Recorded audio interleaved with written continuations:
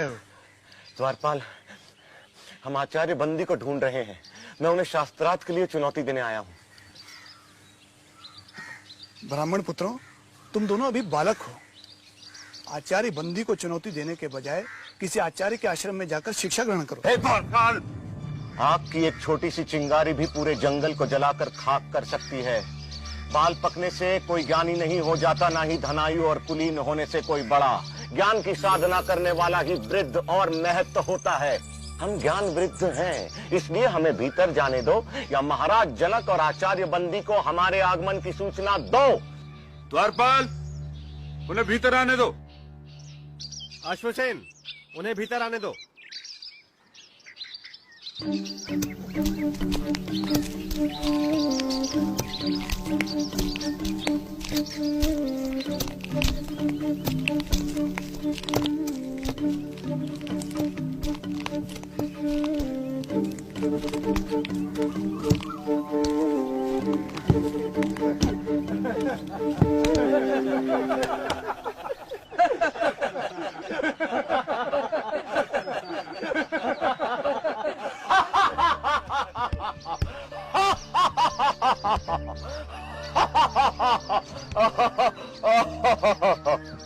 ब्राह्मण देवता, आप सभा को देखकर इस तरह क्यों हंस रहे हैं? महाराज, मैं तो ये सोचकर यहाँ आया था कि जनक की सभा में आकर इन विद्वानों के बीच मैं आचार्य बंदी को शास्त्रार्थ के लिए चुनौती दूंगा, लेकिन यहाँ आकर मुझे लगा कि ये तो मूर्खों की सभा है। राजन, मैंने अपने हंसने का कारण तो बता दिया।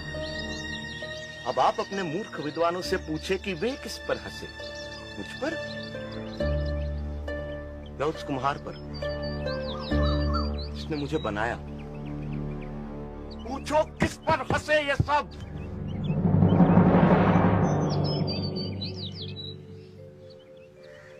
ब्राह्मण कुमार, मुझे और मेरे दरबारियों को इस अज्ञान के लिए क्षमा करें, पर मेरा निवेदन है कि अभी आप आचार्य बंदी से शास्त्रार्थ करने के लिए वयस्क नहीं हुए हैं। आचार्य बंदी से शास्त्रार्थ करना कठिन है। उनसे शास्त्रार्थ में हारने वाले को जल समाधि लेनी पड़ती है। इसलिए अभी आप और विद्या अध्ययन करें। राजन, आचार्य बंदी से शास्त्रार्थ के लिए मुझ पर गुरु कृपा ही पर्याप्त है, और जो अमर है उसे मृत्यु का क्या भय। किसी महान उद्देश्य के लिए प्राण देना मृत्यु नहीं होती। आप आचार्य बंदी के सामने मुझे प्रस्तुत करें। मैं हूं आचार्य बंदी। मैं तुमसे शास्त्रार्थ करने के लिए तैयार हूं, पर क्या तुम्हें मेरी शर्त स्वीकार है? एक ही बात बार बार कहे, आप हमें भयभीत करने की नाकाम कोशिश क्यों कर रहे हैं? चाहो तो तुम दोनों एक साथ मेरे साथ शास्त्रार्थ कर सकते हो। मैं एक हूं और एक ही आपसे शास्त्रार्थ करूंगा।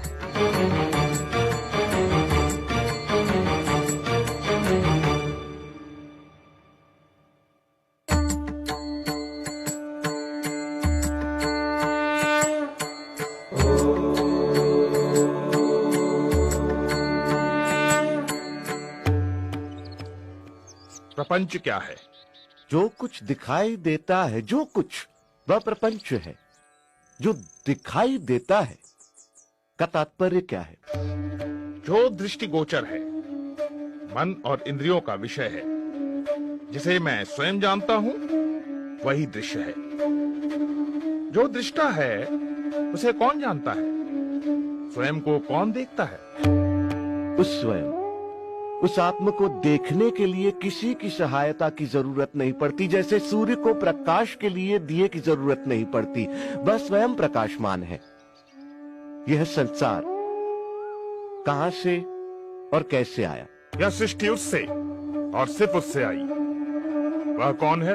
वह ब्रह्म है, वह ईश्वर है। वही अपनी माया से इस संसार को रचता है। वह ही रचनाकार, पालक और इस जगत का संहारक है। ब्रह्म इस संसार की रचना, पालन और संहार कैसे करता है? जिस प्रकार मकड़ी अपने जाल की रचना करती है, उसी में विचरण करती है और फिर उसी को निगल जाती है, उसी प्रकार ईश्वर संसार की रचना, पालन और संहार करता है। जीव क्या है? जीव आत्मा है। वह निर्विकार स्वयं है, परंतु अविद्या के प्रभाव में आकर वह स्वयं को मन और शरीर समझ बैठता है।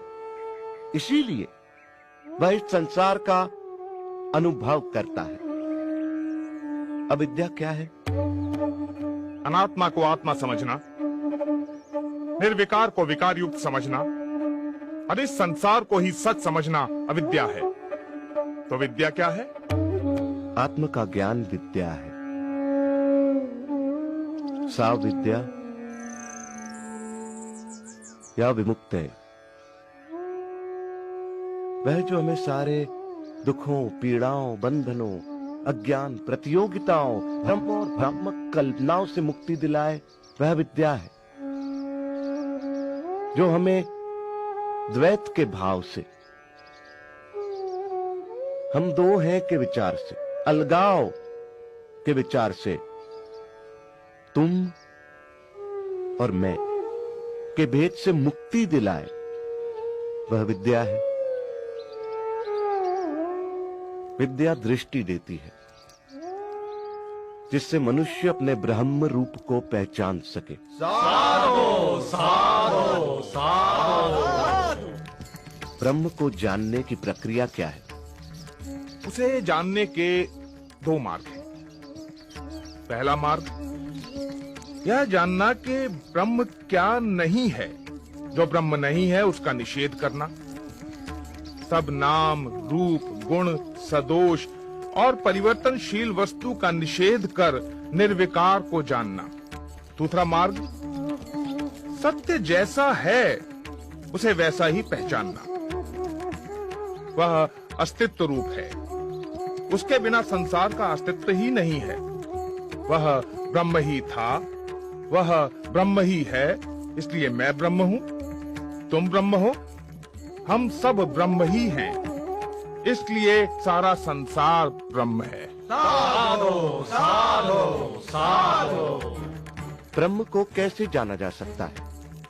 ब्रह्म को सही सामाजिक व्यवहार, आध्यात्मिक चिंतन, ध्यान पूर्वक सुनने, नित्य अनुभवों पर विचार करने और निष्कर्षों पर मनन करने तथा समाधि में जाकर जाना जा सकता है।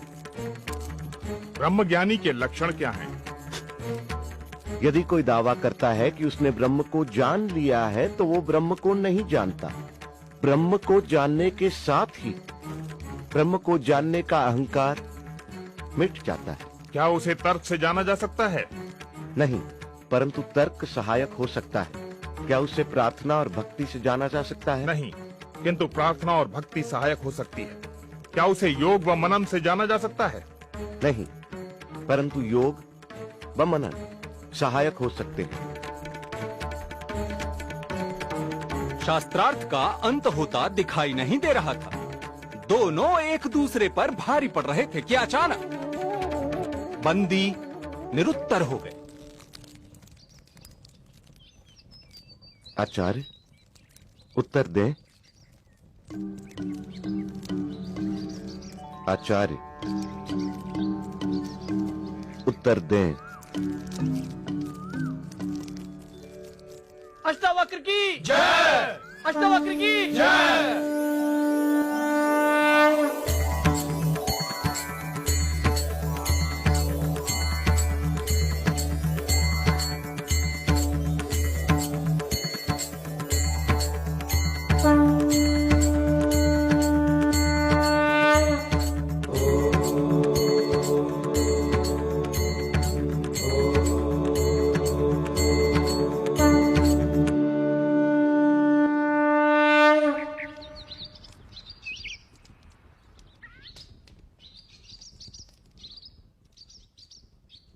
मैं अपनी पराजय स्वीकार करता हूं। मैं जल समाधि लेने के लिए तैयार हूं।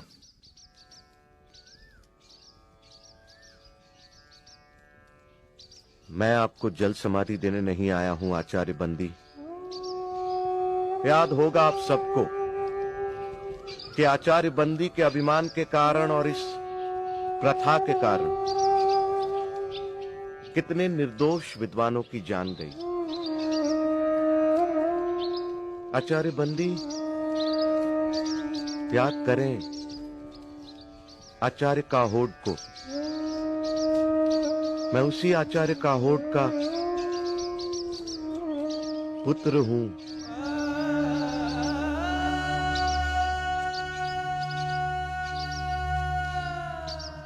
आज मैं विजयी हूं,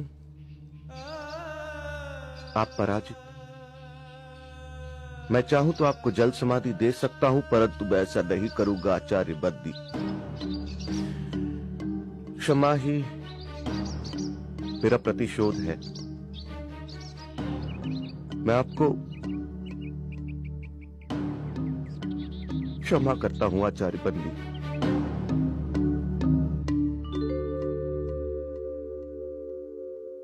प्राण लेने से भी बड़ा दंड तुमने मुझे दिया बाल ज्ञानी। मुझसे पाप हुआ है, पाप हुआ है मुझसे।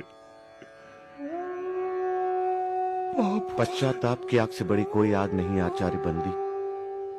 हर दिन इस आग में जला पवित्र हो, यही आपका प्रायश्चित होगा। शास्त्र को शस्त्र न बनाओ।